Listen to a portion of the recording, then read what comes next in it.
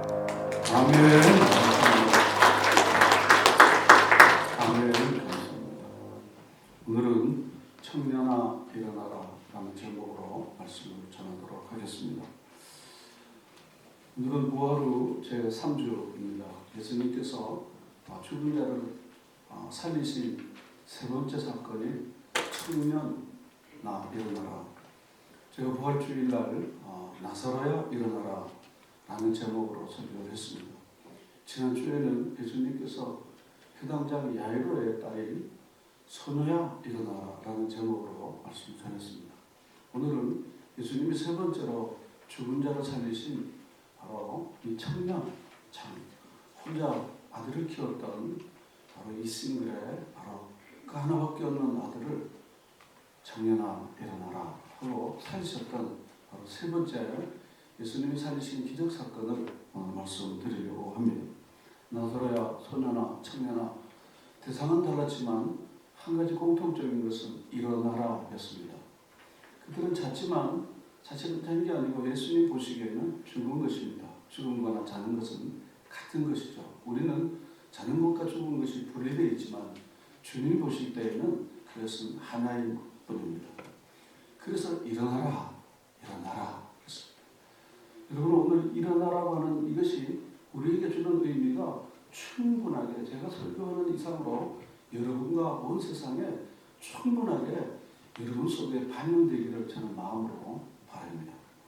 우리 인생을 생각해 보면요, 사실은 저는 여러분 마음속에 그래요. 사는 게 이렇게 고생스럽네. 주변을 이렇게 둘러봐도요, 참 고생스럽구나. 돈을 잘 버는 분들도 고생스럽고 돈을 잘 못 버는 분들은 돈이 없어서 고생스럽고 먹고 살만한데 사는 게 너무 형편이 없어서 그렇게 고생하는구나. 제가 우리 어른들을 보면서 제가 지난 삶을 돌아봐도요, 참 고생스럽구나. 참 고생하는구나. 고생하는구나. 번듯하게 잘 입었는데도 삶이 너무 빈곤하니까, 너무 초라하니까, 그 삶의 내용이 너무 허약하니까 그러니까 너무 고생하는구나. 그래서 저는 예수님의 대학 시절에 제가 한문 강독이라는 경서 강독이라는 그 과목을 아주 재미있게 잘 공부를 했습니다. 그런데 거기서 제가 많은 걸 다 잊어버렸지만요, 시간이 빨리 간다는 거야. 그리고는 생즉고다. 이렇게 마음속에 인생이 참 이렇게 고달프구나. 저는 사람들과 만나 대화를 하거나 이렇게 지내보고 이렇게 보면서 참 고생하는구나. 밥은 먹지만 고생하는구나. 밥도 제대로 못 먹고 고생하는구나. 옷은 잘 입었는데 그리고 사는 건 괜찮은데 마음이 저렇게 허약하니까 마음이 너무 엉성하니까 저렇게 고생하는구나. 그래서 인간의 삶이라고 하는 것은 그야말로 나아서 나이 들어서 그리고는 병나서 죽는 거. 생로병사다. 고생하는구나. 고생하는. 특별히 우리 시대 어른들은요, 지나간 이야기는요, 한결같은 공통점이 무엇인지 아시죠? 고생했던 이야기예요. 다 고생했던 얘기입니다. 저도 애들한테 얘기해 주는 게요, 우리 아버지 고생했던 얘기를 해주고요. 제가 예전에 이게 로맨스와 같이 그리고 추억같이 얘기하는 것도 가만히 그 속을 들여다보면요, 배고팠던 거 고생했던 거 얘기하는 거예요. 보리밥 많이 먹고 그래갖고 쌀밥 먹고 보리밥 많이 먹고 방구 불불 킨 거. 그게 웃으면서도 그게 하는 거면 고생이잖아요. 고생이잖아요. 인생은 다 어쩌면 가만히 쳐다보면요, 정말 고생이 많구나. 고생이 많구나. 제가 결혼 주례를 이렇게 하면서도 마음 한 구석에는요, 이 험한 세상 고생길을 이제 시작하는구나. 예수 손잡고 잘 살아야 된단다. 잘 살아야 된다. 내가 살아보니까 이게 고생길이더라. 잘 살아야 될 텐데 그런 마음이 제가 주례하면서요, 그런 마음의 생각이 적지 않게 많이 있게 들더라고요. 성경도 그렇게 이야기합니다. 욥기 14장 1절을 보면요, 여인에게 난 사람은 사는 날이 적고 괴로움이 가득하고, 괴로움이 가득하다는 거예요. 시편 90편에도 보면 70이요 80이라도 연수의 자랑은 수고와 슬픔이다. 수고와 슬픔이야. 수고와 슬픔이다. 창세기 47장 9절 보면요, 야곱이 바로에게 만나서 이 바로가 야곱이 바로에게 이렇게 이야기했습니다. 내 나그네 길의 세월이 130년입니다. 그런데 내 나이가 우리 조상들에 비하면 얼마 안 됩니다. 그런데 험악한 세월을 보냈나이다. 야곱의 인생 스토리를 우리가 알지 않습니까? 정말 험악한 세월을 보낸 거예요. 아내를 보냈지, 그리고 자식들끼리 다툼이 있지, 그리고 싸움이 났지, 사랑하는 아들을 죽은 줄로 알고 통곡했는데 살아있지, 보는 앞에서 딸이 강간을 당하지. 이게 사는 게 아니야. 이게 사는 게 아니야. 야곱의 인생 같죠? 그래서 저는 사람이 이렇게 번듯하게 보여도 고생이 많구나. 고생이 많구나. 그래서 고생을 우리가 안 보이려고, 그걸 감추려고 많이 좋은 옷 입고, 많이 바르고, 많이 안 그런 척하고 하는 거지. 사실은 고생이 그냥 얼굴에 그냥 속 안에 구둑 차고 이렇게 있는 겁니다. 그래서 야곱도 지금 세계 대제국의 그 왕이었던 황제였던 바로와 함께 만나갖고 이야기를 하니까 얼마나 출세한 겁니까? 아들 덕에. 그렇지만요, 지나간 날을 해고하니까 뭡니까? 험악한 세월을 보냈습니다. 험악한 세월을 보냈습니다. 우리 인생이 이렇게 고통 중에 산다. 그러고는 정말 이렇게 살다가 그냥 내가 어디서 왔다가 뭘 해고 갔다가 어디로 가는지 모른 채 그냥 가는 겁니다. 오늘 장래 이야기를 하는 거예요. 제가 연달아 계속해서 죽음이 장래 이야기를 하는 거예요. 나인성 그랬습니다. 나인성. 갈릴리 근방에 있는 작은 마을이에요. 이 나인이라고 하는 동네 이름의 뜻은 무엇인가 하면요, 사랑스러운, 즐거운, 아름다운 그럽니다. 아무리 나인이라는 이런 사랑스럽고 즐겁고 이런 좋은 동네에 살지만요, 그러나 이 한 여자에게는요, 그 이름이 소용이 없는 거예요.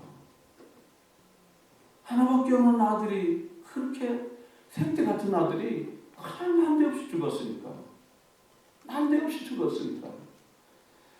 우리 주변에 아무리 이렇게 좋은 게 많고 좋은 동네에 산다고, 춘천이 좋다고. 그렇죠. 춘천 좋습니다. 좋아봤자 좀 뭡니까? 내 삶이 좋아야죠. 우리가 뭐 집이 좋다고 내 삶이 좋아야죠. 직장이 좋다고 내 삶이 좋아야죠. 직장이 다 좋다고 다 좋으면 다 행복한 거 아닙니까? 나인성에 얼마나 아름답고 좋은 동네이겠습니까? 그런데 이 동네 이름과는 달리 슬픔, 죽음, 장래, 이게 바로 오늘 이 본문이 우리에게 주는 이야기인 것입니다. 아마 이 여인은 일찍이 남편과 사별하고 아들을 자식 겸 남편으로 의지하며 살았을 겁니다.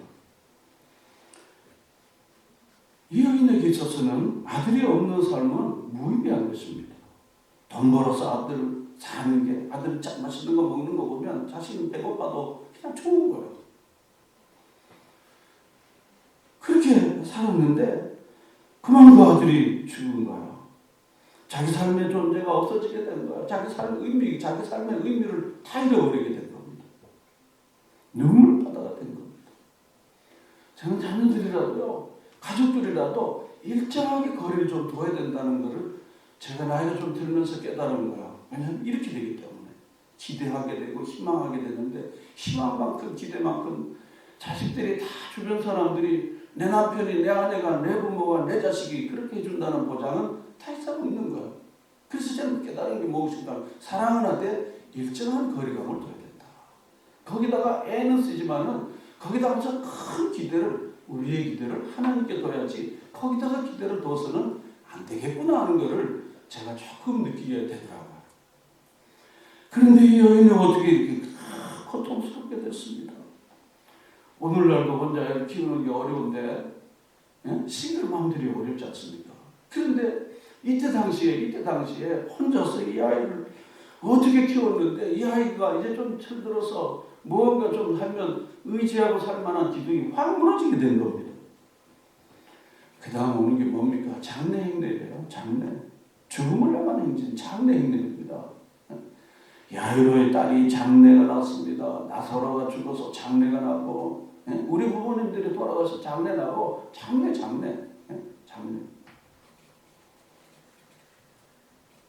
누구나 찾아오는 일입니다. 제가 그 말씀드리지만 자기에게는 안 찾아올 것만 같이 생각해요.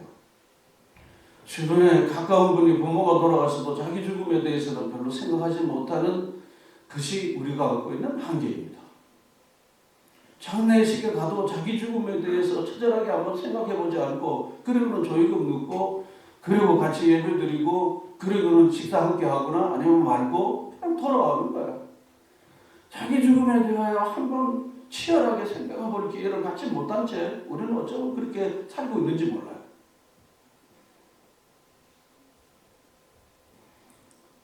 나사로의 죽음 앞에 사람들이 할 수 있는 일이 뭡니까? 해당장의 야이로의 딸 이 소녀의 죽음 앞에서 사람이 할 수 있는 일이 뭘까요? 그냥 우는 거야. 그냥 울고 그리고 뭐 어떻게 이런 일이 일어날 수 있을까 하고는 그거는 직계 가족들은 그 장례 준비하는 거 그거 막 계약하고 그 장례 차 예약하고 준비하고 식사 준비하고 그걸 하는 거예요. 그걸 하는 거예요. 그게 인간이 할 수 있는 일이 그거입니다. 마땅히 또 해야 합니다. 죽음의 권세는 모든 인생을 지배하는 힘입니다. 그 죽음의 권세는 바로 죄의 결과라는 것을 성경은 명백하게 말하고 있습니다. 인간에게 죽음은 하나님의 선물이 아닌 인간이 죄를 선택한 결과라고 성경 분명히 얘기합니다. 너무너무 잘 알잖아요. 로마서 1장 23절에 뭡니까? 죄의 삭은 사망입니다. 삭이 뭡니까? 죄의 결과입니다. 죄의 결과가 사망인 거예요. 로마서 5장 12절에도 한 사람으로 말미암아 죄가 세상에 들어오고 죄로 말미암아 사망이 왔나니 그렇습니다. 한 사람으로 죄가 왔고 죄로 말미암아 사망이 왔다. 이것이 바로 성경이 우리에게 분명히 얘기하는 바로 창세기 정령 반드시 죽으리라. 바로 인간에게 하나님께서 주시지 않았던 바로 선물인 원치 않은 선물인 이 죽음이 인간의 죄로 말미암아 결국 이 죽음이 우리에게 오게 된 것입니다. 이러한 죽음의 권세가 인간의 모든 삶을 지배함으로 불행과 고통의 구렁텅이로 끌어갑니다. 그 죽음의 권세의 힘이 대단하기 때문에 어느 누구도 스스로는 그 힘을 이길 수가 없습니다. 오늘날 저는 깜짝 놀란 게요. 미국에서 어떻게 5만 명이나 죽을 수 있을까? 그게 아직도 저는 설명이 안 돼요. 세계 최강국인 아메리칸 드림이라고 그냥 미국 그러는데 세계적으로 잘 사는 유럽 나라들이요. 영국, 프랑스, 독일, 다 스칸디나비아 나라들 말이지. 이탈리아, 스위스 얼마나 좋을까? 얼마나 좋을까?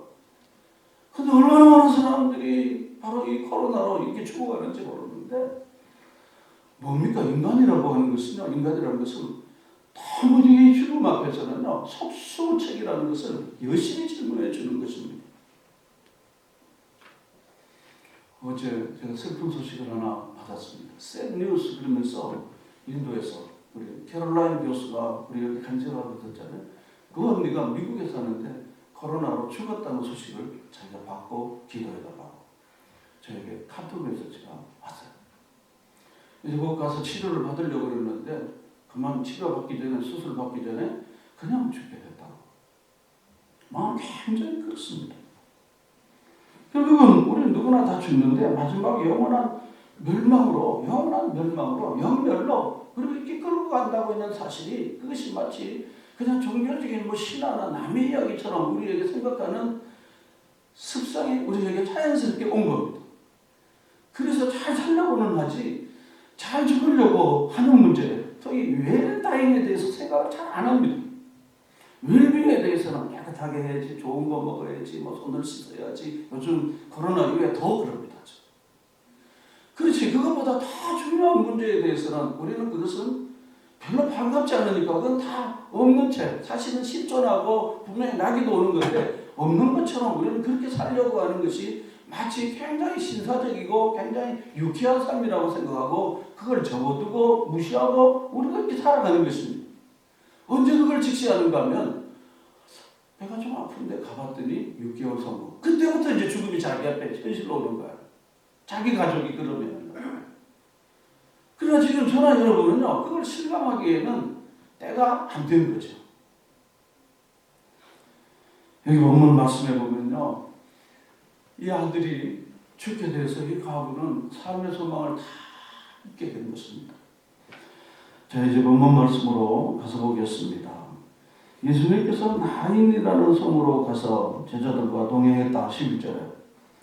그런데 나인 성문에 가까이 이르니 12절에 사람들이 한 추운 자를 메고 나오니 이는 한 어머니 독자여 그의 어머니는 과부라.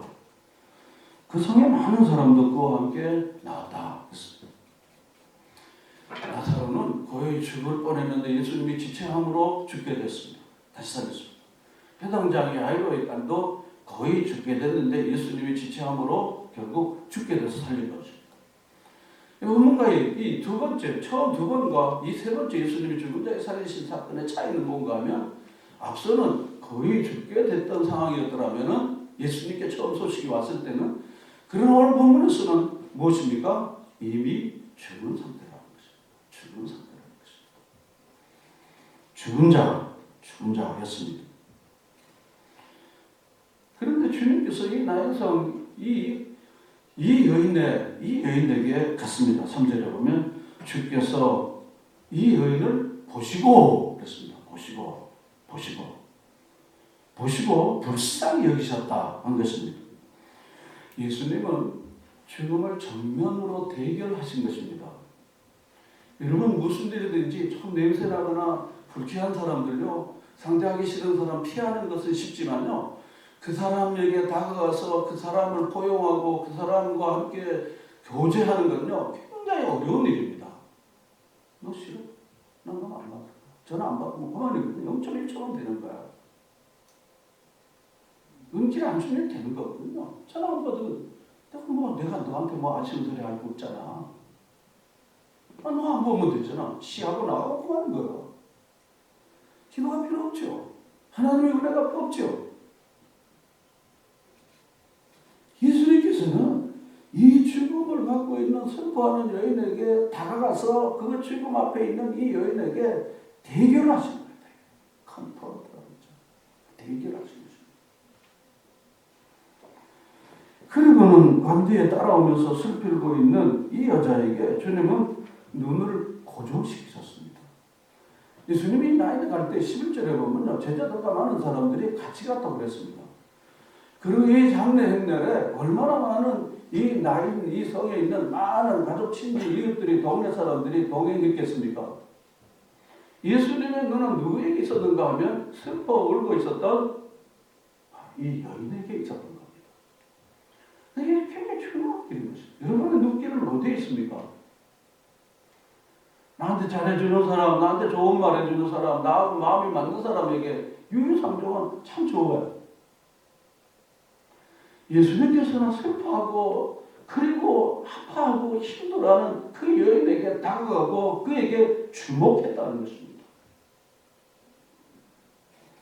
예수님이 세상에 계실 때 항상 먼저 보는 사람은 세상에서 슬픔을 당한 자였습니다. 고통당하는 자였습니다. 버림받은 자들, 실패한 자들, 병든 자들이었습니다. 그들은 우리 안에 있지 않지만 우리 너머에 우리인 것입니다. 보통 사람들은 사랑하는 사람 사랑하고 미워하는 사람은 미워한 채 사는 사람들이 보통 사람입니다. 착한 축에 속하죠. 왜냐하면 미워하는 사람이라도 가서 빼앗지 않으니까. 그 착한 축에 속하다고 얘기합니다. 좋아하는 사람들에게는 싫어도 막 주려고 그러고 착한 축에 속합니다. 그러나 정말로 우리의 마음속에 있는 거 예수님께서는 무엇입니까? 아파하고 힘들어하고 어려운 사람들을 예수님께서 주목하셨는데 복음서를 보면요, 예수님께서 보셨다. 누구를 보셨는가 하면요, 병들고 상하고 고통당하는 자를 보셨다는 단어가 40번이나 등장한다고 합니다. 예수님의 눈길이 어디 있는가를 우리에게 말해주는 것. 저와 여러분의 눈길은 어디 있는가를 보여주는 것입니다. 여러분, 불안해진 자들과 아파하는 자들과 좀 이상한 말과 행동을 하는 사람들이 여러분의 눈길 가운데 늘 있으십니까?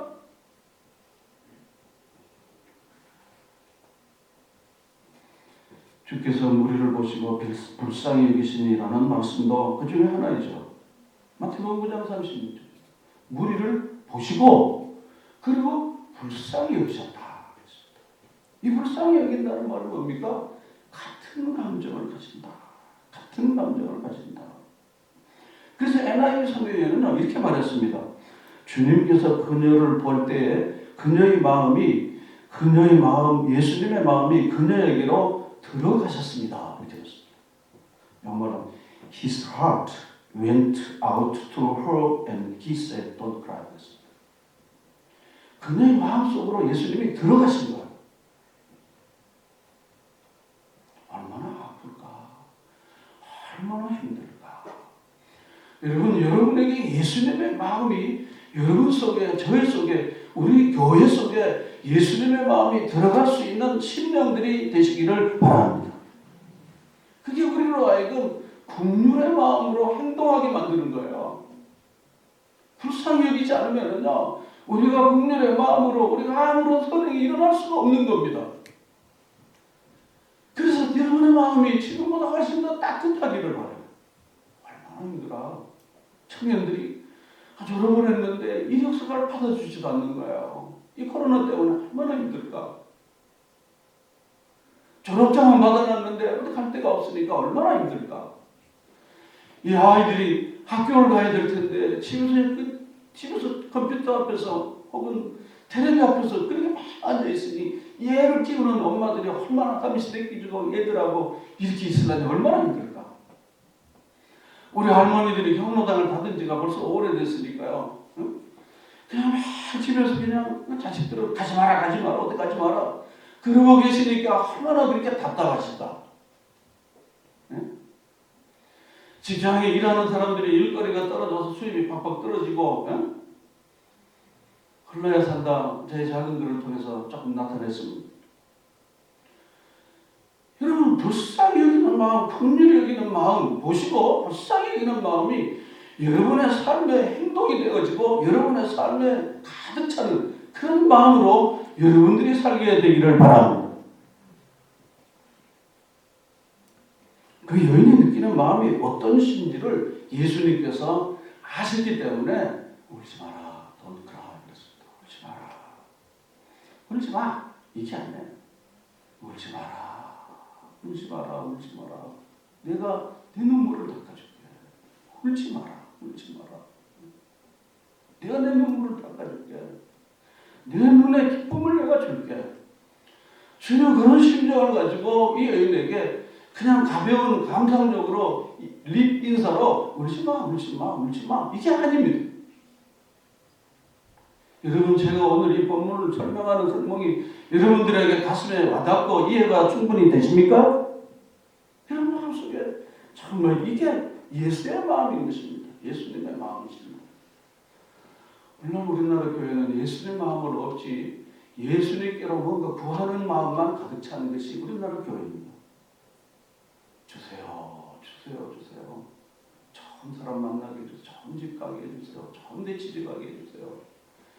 그러다가 누가 좀 서운한 얘기하면 그냥 완전히 바닥으로 가고 이게 바로 우리나라 교회라고 저는 생각이 드는 거예요.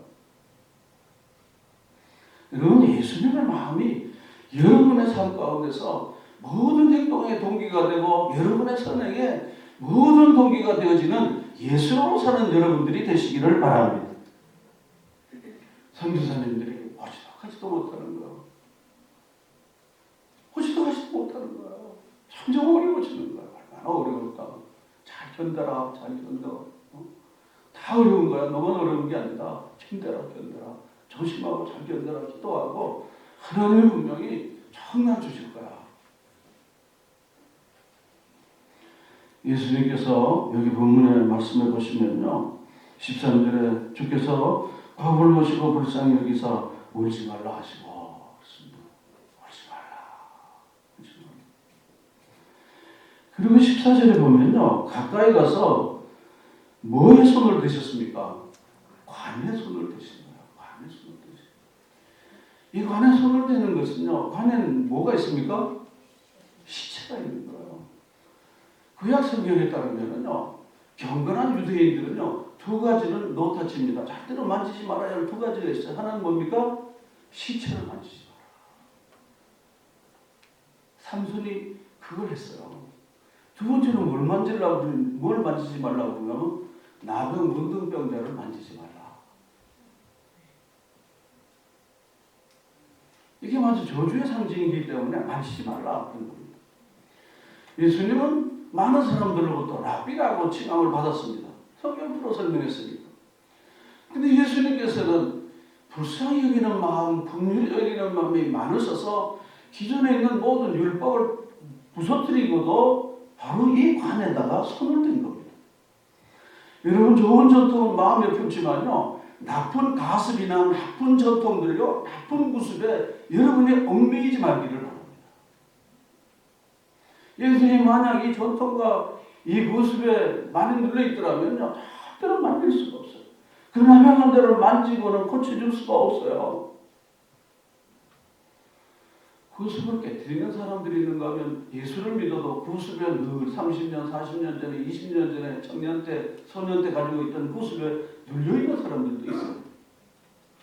예수의 이름으로 구습이 다 깨어지는 역사가 일어날지어다. 여러분, 그 깨어지는 역사가 일어나는 것입니다. 예수님께서 가서 죽은 자의 시체 간을 만진 거예요. 간을 만진 것입니다. 4월 30일까지 미션 라이프에서는 무료 영화 많은 분들이 이제 보셨을 때요. 정말 틈나는 대로 몇 번씩 그냥 틈나는 대로 그냥 이따 하면서도 보고 그냥 이걸로 다 볼 수가 있으니까 미션 라이프 무료 영화 계속 보는 걸 틀어놓고 이거 보고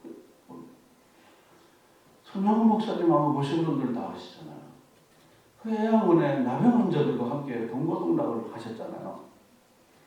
근데 어느 분이 나병 환자의 고름을 사람의 입으로 빨아주면은 깨끗하게 난다는 그런 이야기를 듣고, 그럼 내가 가서 빨아줘야지 하고 그 고름 환자의 입에 대고 고름을 입으로 다 빨고 뱉어주고 그러셨다는 거예요. 얼마나 더러워요. 여러분, 얼마나 더러울까요? 어떻게 사람이 할 수 있습니까? 우리 옛날부터 문둥병 환자들은 잘 가라 문둥이라고 그러지 않았습니까? 그래서 저는 우리 아버지로부터 경상도 보리 문댕이 이랬습니다. 이게 바로 지진의 관점, 지진의 관습과 지진의 습관을 버리는 것입니다. 그러면 예수님께서 가서 그 관에 손을 대시고 맨자들이 서 있는 겁니다. 맨자들이 서 있습니다. 그리고는 예수님께서 말씀하셨어요. 뭐라고 말씀하셨습니까? 청년아 일어나라. 청년아 일어나라. 내가 너에게 명하노니 청년아 일어나라. 나사로야 일어나라. 달리다가 소녀야 일어나라. 예수님이 그렇게 명령하셨습니다. 하나님의 아들인 신적 권세와 능력으로 말씀하신 것입니다. 놀라운 기적이 일어났습니다.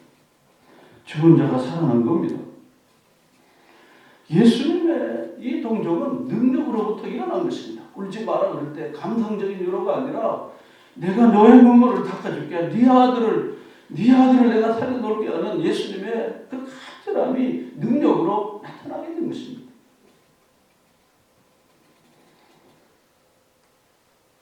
그러기에 그분은 유일한 구원자입니다.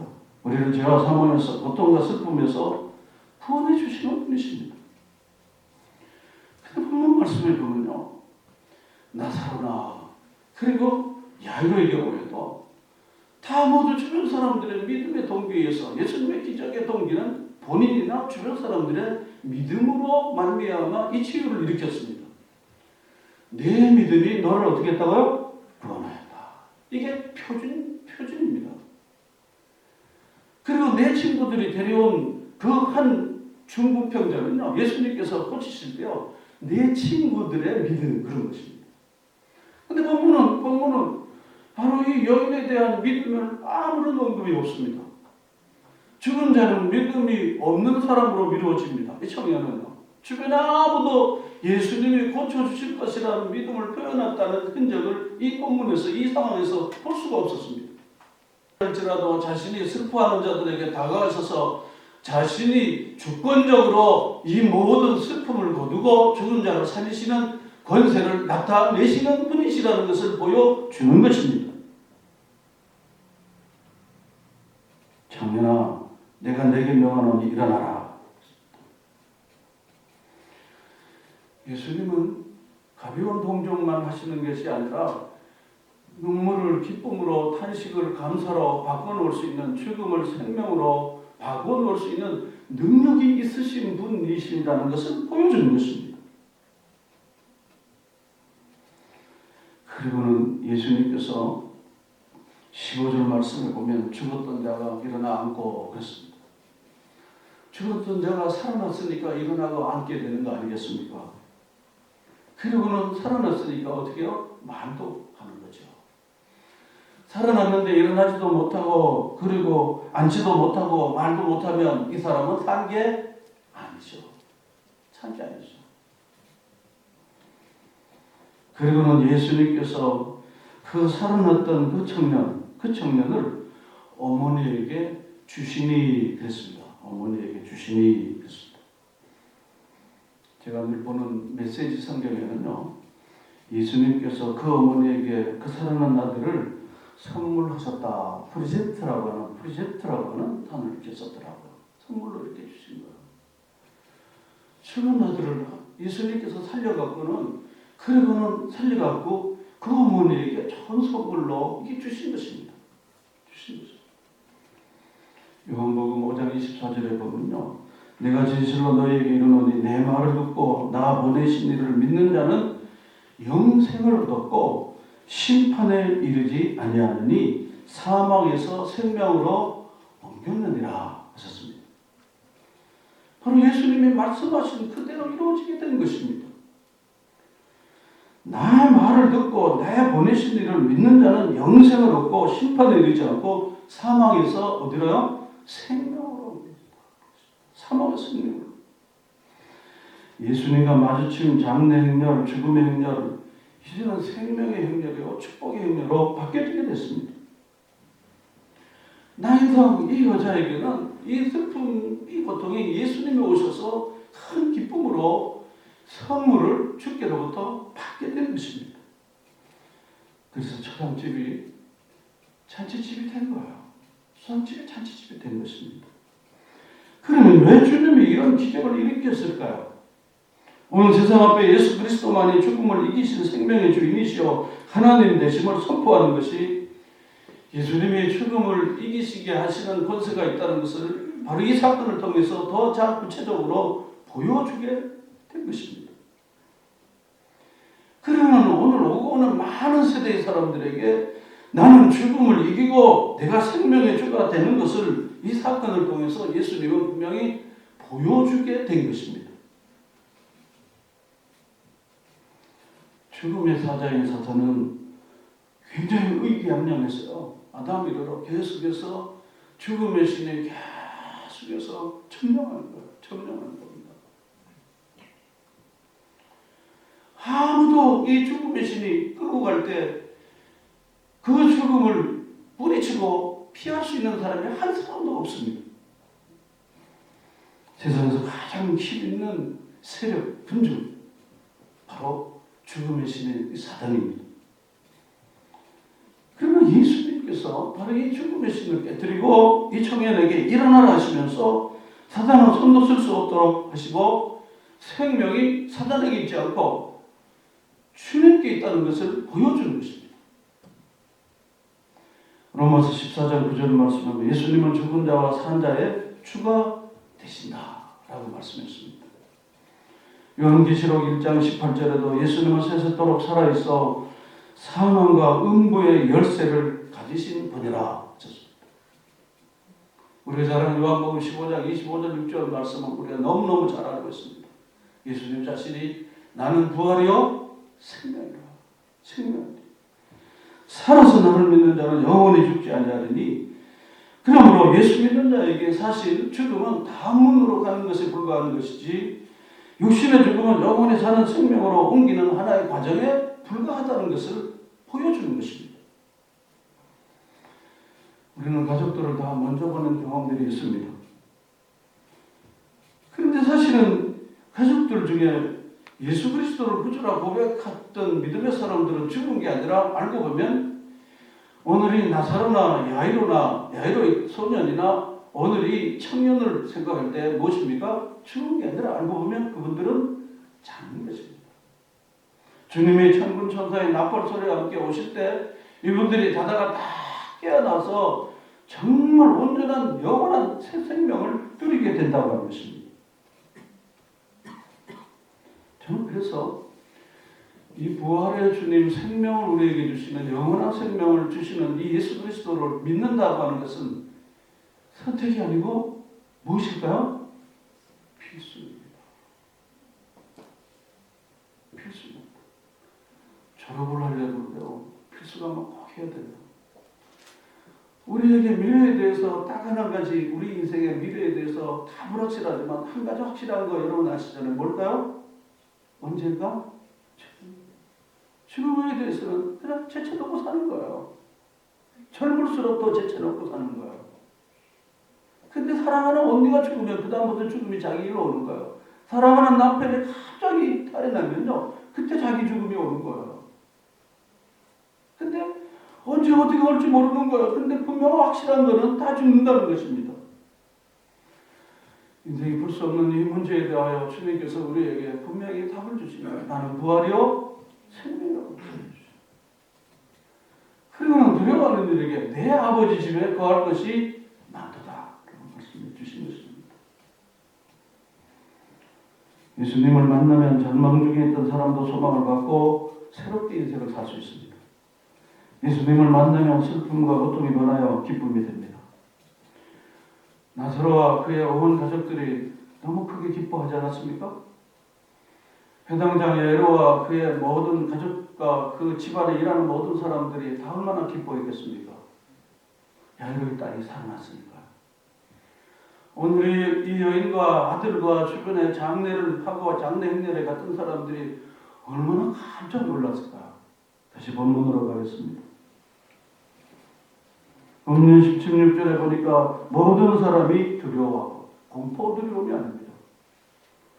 모든 사람들이 너무나 놀라워서 이렇게 표현해야 이게 정확한 의미입니다. 두려움과 공포를 말하는 것이 아닙니다. 너무나 놀라워서 하나님께 영광을 돌렸습니다. 이거 사람이 할 수 없는 일인데, 사람은 기껏해야 장례나 하고 조의금이나 하고 이거 하고 그런데 어떻게 한 사람을 이렇게 죽은 데서 살려놓다니 이건 하나님이 하신 거야. 그리고는 예수 그리스도가 행하신 일을 통해서 이 많은 사람들이 어떻게 했습니까? 하나님께 영광을 돌리게 된 것입니다. 그리고는 큰 선지자가 이 일을 하셨다고 하시면서 16절 하반절을 보면 또 하나님께서 자기 백성을 어떻게 하신다고 하셨습니까? 돌보셨다고 하셨습니다. 자기 백성을 이렇게 돌보셨다고. 슬퍼하는 곳에 기쁨을 주시고 자기 백성을 이렇게 돌보시고, 하나님께서 이 어려움 중에 있는 우리를 돌보실 줄로 믿습니다. 여러분 너무나 두려워하거나 떨지 마십시오. 하나님이 지켜주십니다. 하나님이 안 지켜주시면 미국도 세계 어디도 안전한 데가 없습니다. 하나님이 지켜주시면 아무리 열악한 곳에도 아무 걱정이 없습니다. 여러분 하나님이 자기 백성을 돌보신다는 이 한 가지 믿음으로 여러분들이 한 생에 한 평생 동안 사시는 여러분 모두가 되시기를 바랍니다. 여러분의 자녀들이 어디 무엇을 하든지 하니 하나님이 자기 백성 우리 아이들을 우리를 돌보신다고 하는 확신을 언제나 가지고 사시기를 바랍니다. 하나님이 자기 백성을 돌보시지 누굴 돌보겠습니까? 그렇지 않습니까? 하나님이 자기 백성을 돌보셨다고. 그래서 17절에 보면 예수께 대한 이 소문이 그렇습니다. 하나님이 자기 백성을 돌보시는 것이 슬퍼하고 고통하고 죽어있는 이곳에 주님이 돌보아 주셔서 다 살게 되고 너무너무 기뻐했다고 하는 이 소식이 이것입니다. 이 소식이 어디로 퍼졌습니까? 갈릴리 그 동네뿐 아니라 유대와 사방에 다 사방에 이 소문이 좋은 소문인 것입니다. 세상도 떨고 교회도 떨고 세상도 꼼짝 않고 일상이 멈춰 꼼짝 않고 교회도 일상적으로 그냥 꼼짝 않고 좋은 소문이 아무것도 없습니다. 장미꽃 그렇게 산 거예요. 다 꼼짝 않고 그러면 비대면 다 꼼짝 않습니다. 꼼짝 않습니다. 겁이 났어요. 남이 또 뭐라 그럴까 봐요. 장미꽃 1, 2차 우리 성도들 가게마다 또 집집마다 또 동네 괜히 하는 거 아니야. 교회는 이 다 꼼짝 않고 그냥 두려워하는데 이렇게 와서 우리를 위로해 주시는구나. 위로해 주시는구나. 주사위에 껴있는 이것도 이겁니다. 다 꼼짝 않지 않고 다 두려워하는데 우리도 그냥 두려워하고 그냥 너나 내나 마찬가지다 그런 것입니다. 마태복음 5장 16절이 무엇입니까? 너희 착한 행실을 보고 이방 사람들이 누구에게 영광을 돌립니까? 하나님께요. 우리가 꼼짝하지 않는 게 아니라 착한 행실을 보이면 이방 사람들이 우리가 하는 일을 보고 누구에게 영광을 돌리는 겁니까? 하나님께 영광을 돌리는 것입니다. 꼼짝 안 하고 있으면 좋죠. 이들이 우리가 하는 일을 보고 이런 선행을 통해서 하나님께 영광을 돌리는 것입니다. 소상공인들이 어려운 것처럼 임대교회가 많이 어렵습니다. 아마 이 코로나 이후에 임대교회는 아마 문을 거의 닫을 겁니다. 임대료를 더 이상 낼 수가 없으니까.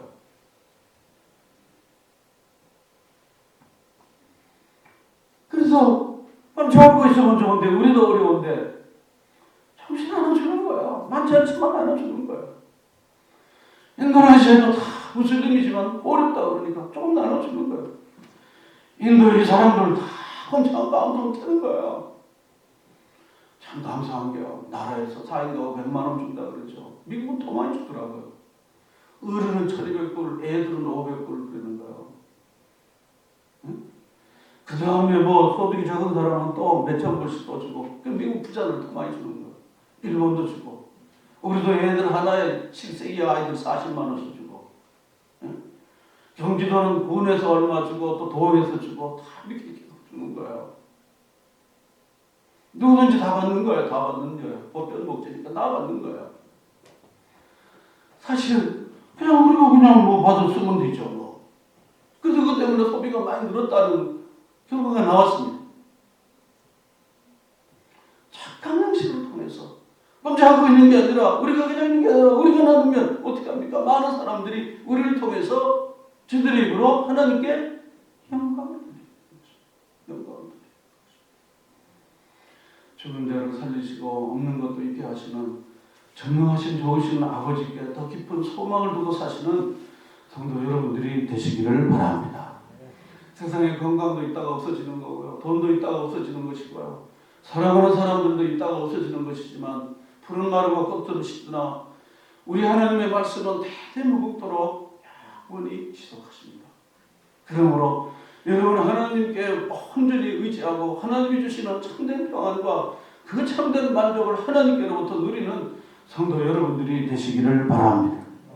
이런 어려울 수 있도록 따뜻한 손을 내보내고 그리고 따뜻한 사랑을 내보낼 수 있는 성도 여러분들이 되시기를 바랍니다. 그래야 할 때 우리를 통하여서 하나님이 얼마나 영광을 받으실까 하는 것입니다. 좋은 소식이에요. 좋은 소식. 이 소문이 유대와 사방에 퍼지게 된 것입니다. 춘천에 있는 교회는요. 자봉틀을 갖다가는요. 우리 김토리 집사님처럼 자봉틀을 갖다 놓고 마스크를 계속 교회 직원들 봉사하시는 여성교회들이 와서 계속 만드는 거예요. 마스크 대란 때요. 계속 나눠줍니다. 그 임대교회들 모아갖고 그 임대로 나눠주는 거예요. 주변에 시장 상품권 사서 교인들에게 나눠줘서 주변에 가서 막 사서 그렇게 해주더라고요. 그 사람들이 다 모두 교회는 다르다. 하나님이 참 좋구나. 사랑하는 여러분, 움츠리는 것도 좋지만요. 여러분 가슴을 펴고 낮은 곳에 그리고 정말 힘들어하는 이들에게 이 좋은 기쁨의 좋은 소식을 알려드리는 성도 여러분과 이 땅의 교회와 우리 교회가 될 수 있기를 바랍니다. 그것이 바로 오늘 주님께서 우리에게 주시는 가장 큰 은혜가 아니고 뭐겠습니까? 받는 것보다 주는 게 훨씬 더 복됩니다. 가만히 있는 것보다 움직이는 게 훨씬 더 낫습니다. 사랑하는 여러분, 힘써서 애써서 온 사랑을 펴뜨리는 일로 인하여 우리는 코로나 때 이렇게 지냈다라고 우리 아이들에게 이렇게 좀 말해줄 수 있는 부모로 우리가 살 수 있기를 바랍니다. 우리는 코로나 때 우리는 힘들었지만 우리는 이렇게 했다고, 우리 교회는 이렇게 했다고, IMF에 우리는 이렇게 어려운 사람들과 함께 했다고 말할 수 있지 않습니까?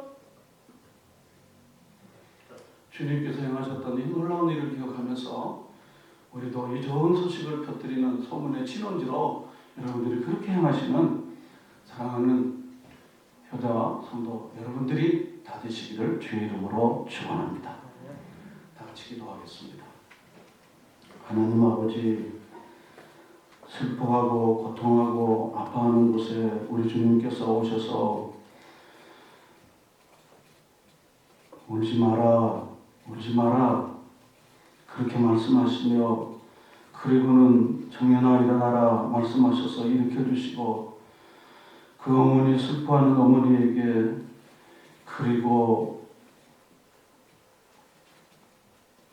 말도 하고 움직이던 이 아들을 어머니에게 선물로 주신 예수님, 주님이 놀라운 일을 통하여 우리가 그렇게 될 것을 소망할 뿐 아니라 하나님께서 자기 백성을 돌보시고 있다는 것을, 이 코로나로 인하여 많은 사람들이 두려워하고 그리고 일상이 정지된 이때 주님, 우리의 따뜻한 이 좋은 소문을 온 사방에 펴뜨리는 종들로, 교회로, 성도로 우리를 세워 주시옵소서. 예수님의 이름으로 기도합니다. 아멘.